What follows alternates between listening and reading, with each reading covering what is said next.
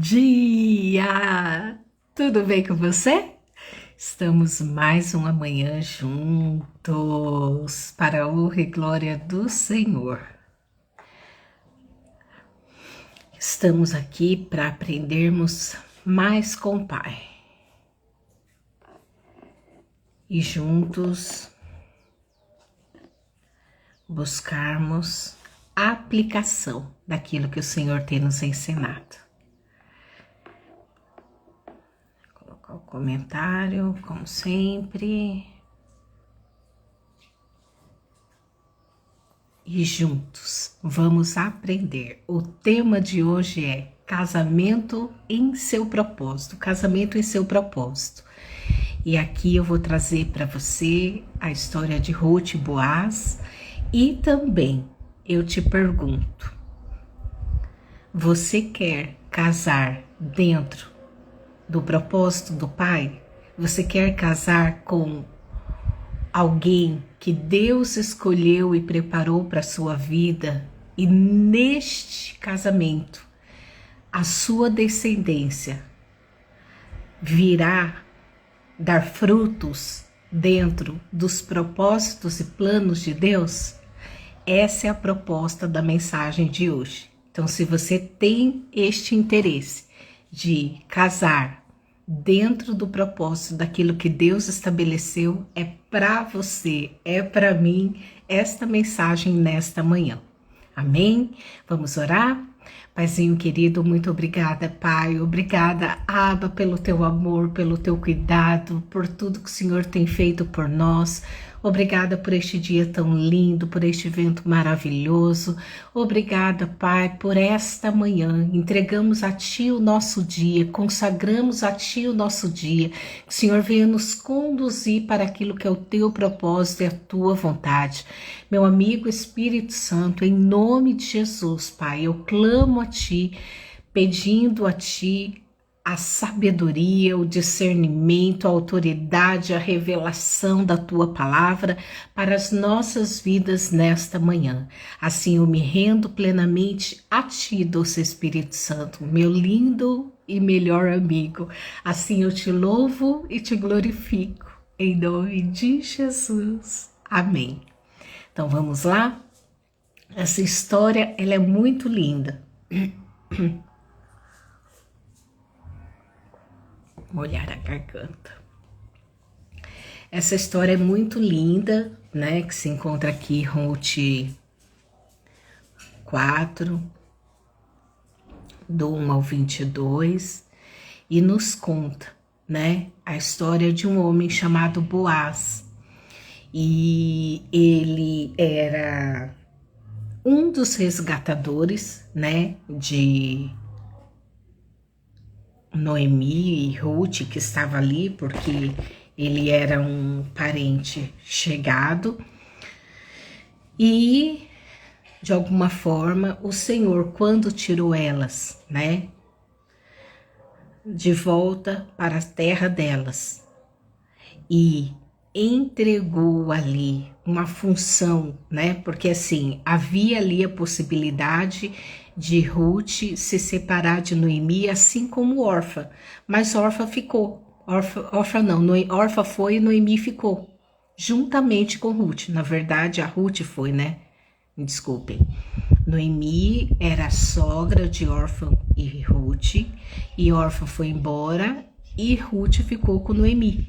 E ela falou: aonde você for eu irei, e eu te seguirei e servirei o mesmo Deus que você. E pela fidelidade da escolha de Ruth em permanecer com Noemi, o Senhor permite ela encontrar Boaz.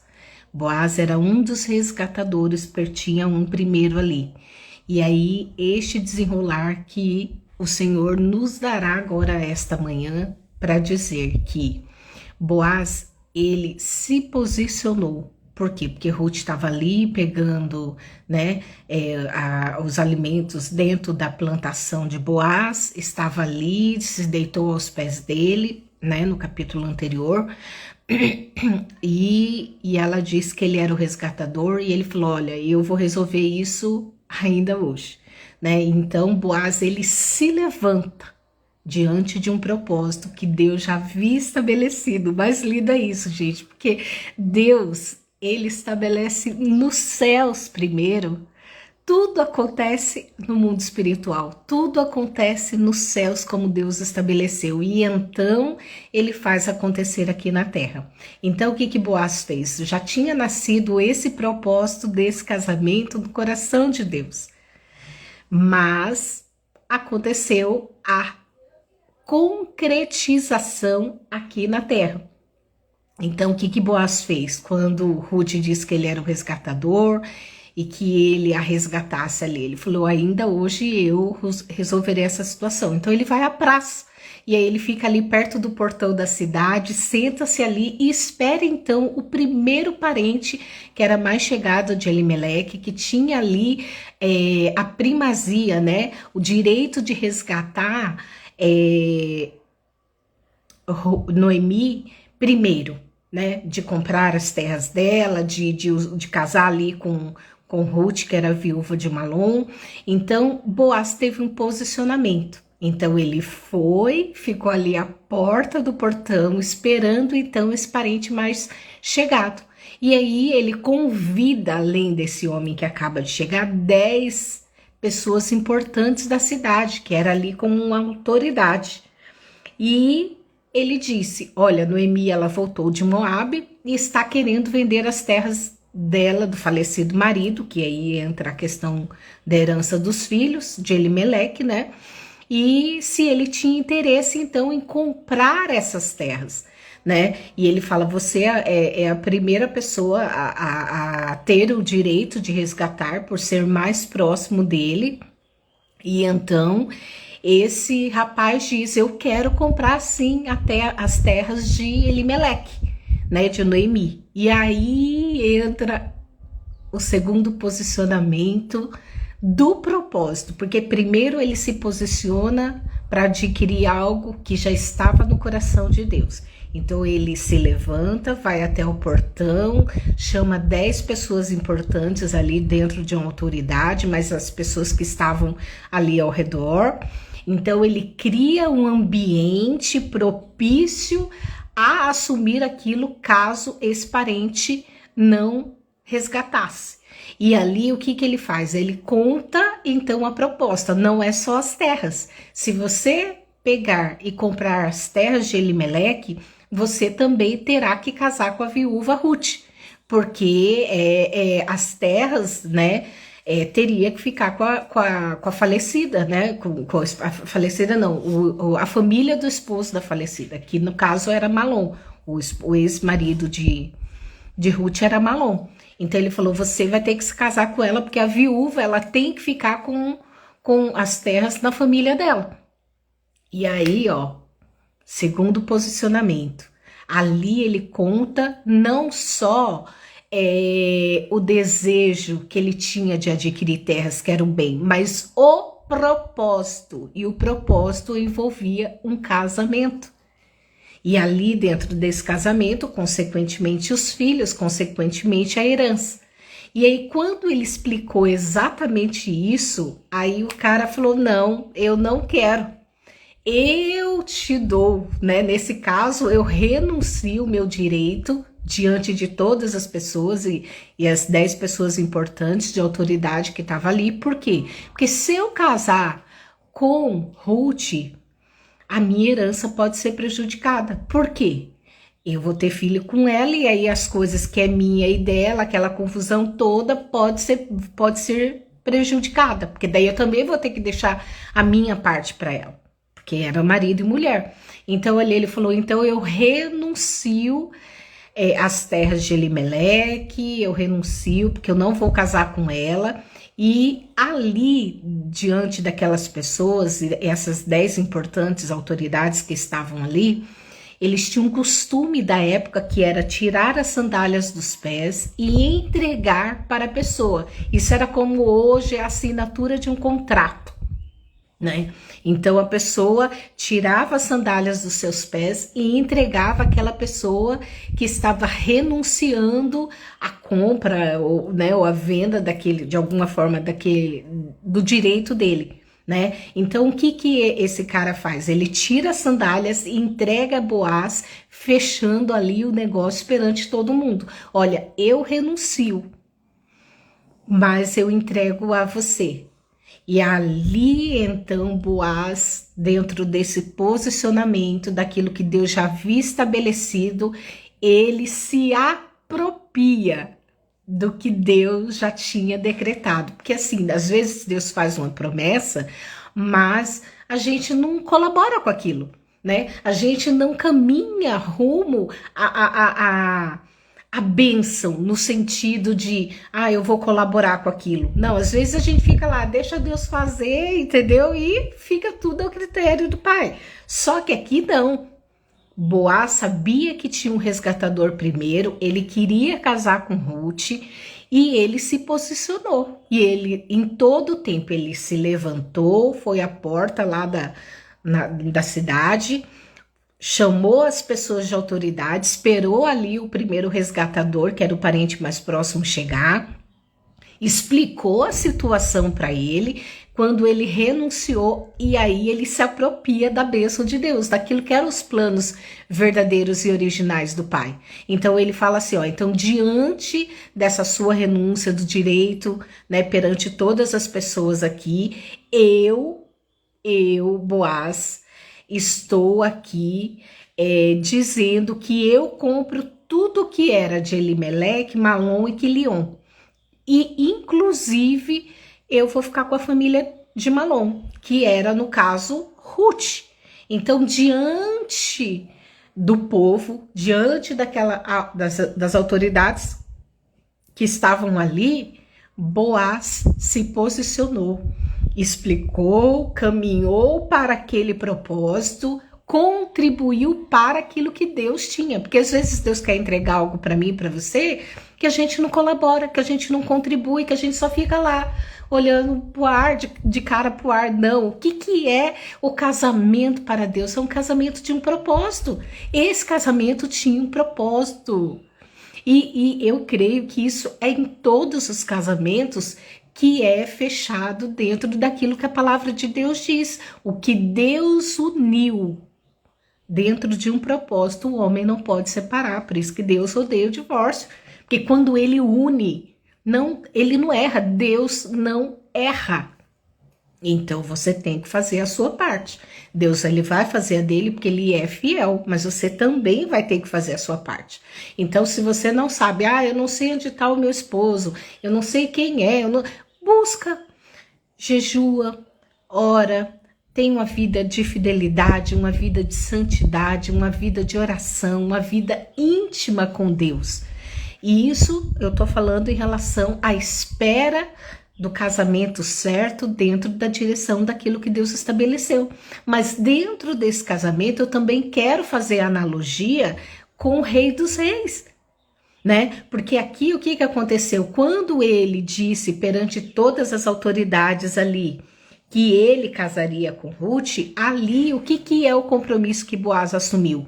Eu assumo todas as terras e eu vou ter que cuidar da terra, eu vou arar a terra, eu não vou desamparar nem Noemi, nem Ruth, eu ainda casarei com ela, eu terei filhos com ela e todos, né, os filhos irão herdar esta terra, né, e a minha também, e ali o povo fica maravilhado diante do posicionamento de Boaz, e aí então as pessoas testificam, né, e falam assim, olha Boaz, que Deus te abençoe assim como Deus abençoou Jacó, porque Jacó tinha Lia e tinha Raquel, e Deus os abençoou com os filhos, né? Então que Deus abençoe você, assim como Lia e Raquel foi mãe de nações israelitas, né? Porque o povo ali, a tribo saiu, foi vindo desde então de Abraão, né? E aí, consequentemente, criando todas as tribos, e uma delas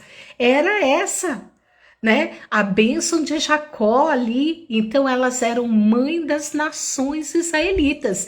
E aí eles abençoaram que Boaz fosse rico, um homem famoso ali em Belém de Efratá, e que os filhos dele fossem iguais a tribo de Pérez, né, de Judá, que eram ali de Tamar. Então significa que toda sorte de bênção eles receberam do povo que estavam ali, das autoridades que estavam ali, e dentro dessa união, o que Deus fez, né? Boaz foi ali, fez toda esse contrato, assinou tudo isso, né, na troca das sandálias, foi para casa, né, se deitou ali com Ruth e Deus abençoou e ela ficou grávida e ali veio um filho e aí ele falou que Deus abençoe, né, e seja assim de algo glorioso, e foi tão glorioso. Por quê? Por que foi tão glorioso tudo isso? Porque quando Boaz foi para sua casa e tomou a sua mulher ali, Deus abençoou ele com um filho, e aí as vizinhas começaram a dizer, ó, as mulheres disseram a Noemi, Noemi, louvado seja o Senhor, que Deus te deu um neto para cuidar de você, da sua velhice, né? Para te dar ali uma segurança, para acalentar o teu coração, né? E aí, diante disso, né, que veio esse neto como um consolo da perda do esposo dela e dos dois filhos, de Elimeleque, que era o esposo, Malom e Quilion. E ali veio o filho, né, para os braços de Noemi, e ela segurou o neto ali, cuidou do neto, e olha que tremendo. Por isso que eu falo, todo casamento dentro da espera de Deus, da santidade, dentro de uma escolha de fidelidade a Deus, virá algo grandioso, porque Noemi, ela pegou o seu neto no colo, ela cuidou dele, e dele veio o quê? De Noemi, né, ali dessa junção nasceu Obed, o nome do filho de Ruth, que é o neto de Noemi, é Obed. E quem é Obed, gente? Obed é o pai de Jessé. Quem é Jessé? Jessé é o pai do rei Davi.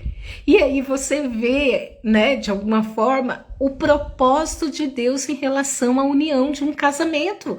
Deus nunca está preocupado somente com Boaz e Noemi, ou alguém que fique responsável pelas terras de Noemi ali, porque Boaz casou com Ruth, e ele não estava preocupado em só, que bonitinho, não, tinha um propósito. Noemi carregou em seus braços Obed. Obed foi pai de Jessé e então avô do rei Davi. Então olha que tremendo, Jessé foi avô, né? Jessé foi o pai e Obed foi o avô do rei Davi. E olha a descendência daquilo que foi estabelecido perante Deus. Então há um propósito, e aí eu te falo trazendo o lado espiritual. Qual é o preparo que você está tendo para se encontrar com o noivo Jesus? Você tem tido uma vida em santidade, uma vida que você busca Ele como o amor da sua vida? Você tem se preparado para Ele? Você tem colocado a sua melhor veste, né? A sua melhor roupa, os acessórios adequados? Porque que é isso, gente? É caminhar dentro do propósito de Deus, é caminhar para a bênção de Deus, é caminhar para ter esse encontro com o noivo Jesus. É um encontro para a eternidade. É um encontro que você vai viver a eternidade. Não há separação do noivo e da noiva. Quando a noiva se encontrar com o seu noivo. Aleluia! Não haverá divórcio, não haverá separação. Haverá uma vida de uma eternidade com Ele. Porque Deus é assim. Por isso que Deus odeia o divórcio. Porque Deus, quando Ele une, quando essa união é na espera, é na lapidação, é na transformação, é na renúncia, é em tudo aquilo que precisa ser modificado na sua vida, nessa caminhada. Eu trouxe esses dias a rainha Esther. Ela ficou 1 ano se preparando ali, ó, fisicamente, a sua beleza, para se encontrar com o rei Xerxes. Aqui não é diferente. Aqui também não é diferente, porque nós estamos nessa terra nos preparando para se encontrar com Jesus. Jesus a qualquer momento voltará e nos encontrará. E que noiva Ele há de encontrar? A noiva prudente, com os dons e talentos para apresentar a Ele, bem usado, né? Em santidade, em comunhão, renunciando tudo aquilo que desagrada o noivo. Assim é. Então que eu e você possamos nos preparar para esse encontro com o noivo. Eu digo, não só a questão do marido terreno, não só a questão do homem esposo que Deus já determinou nos céus para encontrar com você, mas também o amado das nossas almas, que é Jesus, o Rei dos Reis, o Senhor dos Senhores, aquele que tem todo o poder. O seu nome tem poder nos céus e na terra. Ele venceu a morte, Ele ressuscitou. É este noivo que devemos estar prontas em santidade, renunciando o pecado, renunciando as coisas deste mundo, para que de fato possamos nos encontrar com o noivo e ocorrer esse casamento e morarmos com Ele pela eternidade. E você que espera um casamento terreno dentro do propósito, saiba esperar em santidade, em oração, em jejum. Não se apresse. Faça tudo de acordo com aquilo que Deus te orientar, porque você vai ser encontrada por esse noivo. Assim como Jesus virá ao nosso encontro. Jesus vem ao encontro da noiva. O seu esposo virá ao seu encontro e ele te achará, e que você esteja adornada em santidade, pronta para a união desse propósito, assim como Ruth esteve em relação a Boaz. Ela esperou o tempo certo, foi resgatada por ele, casou com ele, teve filhos com ele, né? Teve Obed com ele, de Obed veio aí Jessé, e Jessé veio o pai do rei Davi. Havia um propósito estabelecido por Deus, e assim é na minha vida e na sua vida. Então parece que está demorando, como quantas pessoas falam, mas desde quando se fala que Jesus virá? Desde quando se fala que o mestre virá e nada acontece e ele não vem? Mas não fique preocupada com o tempo. O tempo para Deus não existe, porque o tempo para ele é. A realidade de Deus não é a mesma que nossa. A nossa é assim, estou envelhecendo, o tempo está passando, as coisas estão acontecendo. Só que para Deus o tempo, passado, presente e futuro é, porque quando Ele determina, é. Então é nessa segurança que você vive, porque Deus é eterno, para Ele não existe tempo. Então significa que dentro dessa espera, Deus há de trazer a pessoa certa para a tua vida. Então espere no Senhor, caminhe na segurança do Senhor, porque assim como você espera o noivo voltar a qualquer instante, ele virá ao teu encontro e você tem que estar adornada em santidade, pronta para se encontrar com o seu noivo. Assim também é aqui na terra. Esteja pronta em santidade, adornada, esperando o seu esposo, porque Deus virá e trará e concluirá essa união que Ele já estabeleceu nos céus para a minha vida, para a tua vida, mas saiba esperar o tempo de Deus. Saiba esperar a hora certa, porque aqui Boaz ele foi ao portão e ele se encontrou com o primeiro resgatador diante das autoridades e sucedeu tudo conforme Deus já havia estabelecido. Então tenha calma, saiba esperar, porque Deus há de revelar quem é a pessoa, o Senhor há de testificar em seu coração e você viverá este casamento conforme o querer de Deus, a vontade de Deus e aquilo que Ele já estabeleceu nos céus ao teu respeito. Amém? Vamos orar? Maravilhoso Deus, muito obrigada, Senhor, por esta palavra, muito obrigada, Senhor, porque ao mesmo tempo que esta palavra nos faz uma analogia de um casamento real que aconteceu entre Ruth e Boaz, a qual tiveram um filho que é Obed, e Obed foi ali pai de Jessé, e Jessé foi o pai do rei Davi, aquele que fez história e honrou o teu nome na terra. O casamento diante de ti há um propósito. Então, Pai, que os nossos casamentos, que aquele, o esposo qual o Senhor tem preparado para nós, venha no tempo e na hora certa, assim como Boaz, Pai, porque Boaz se posicionou e foi ali para a porta e fez tudo conforme a direção que deveria ser. Assim, Pai, estamos prontas em santidade, em comunhão contigo, em buscando a tua face, te colocando sempre como primeiro, e assim será mesmo após o casamento. O Senhor é o primeiro em nossas vidas, Pai. Então, em nome de Jesus, abençoa, Pai, aquele que está esperando o casamento, seja um homem, seja uma mulher, que o Senhor traga um casamento segundo o teu coração, assim como foi o casamento de Boaz e Ruth, Pai, que deu frutos maravilhosos diante de uma descendência que o Senhor estabeleceu nos céus. E também aguardamos o noivo, aquele noivo que passará toda a eternidade conosco, Pai.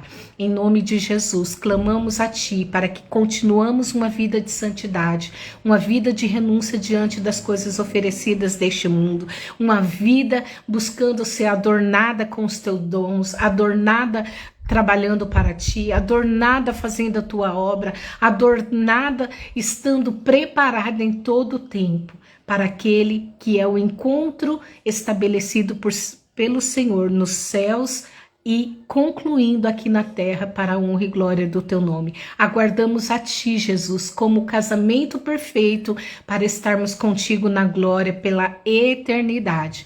Aqui, Senhor, fazemos essa oração conforme a tua vontade e o teu querer. Estamos prontas, Pai, para este encontro. Estamos prontas, Senhor, para quando o Senhor decidir vier buscar a tua igreja. Eu digo por mim, eis-me aqui, Senhor, para que o Senhor venha fazer conforme a tua vontade e o teu querer, em nome de Jesus. Amém e amém. Então Deus te abençoe, lembre-se, curta, compartilha, se inscreva no canal, semeie essa palavra, tem o Pix, se você sentir no seu coração, abençoe com oferta e que Deus te abençoe. E amanhã, sendo da vontade dele, estarei 9 horas aqui juntamente com vocês. Amém? Deus te abençoe. Tato, Deus te abençoe e amanhã estaremos todo mundo junto aqui novamente para a honra e glória do Senhor. Amém? Fiquem com Deus.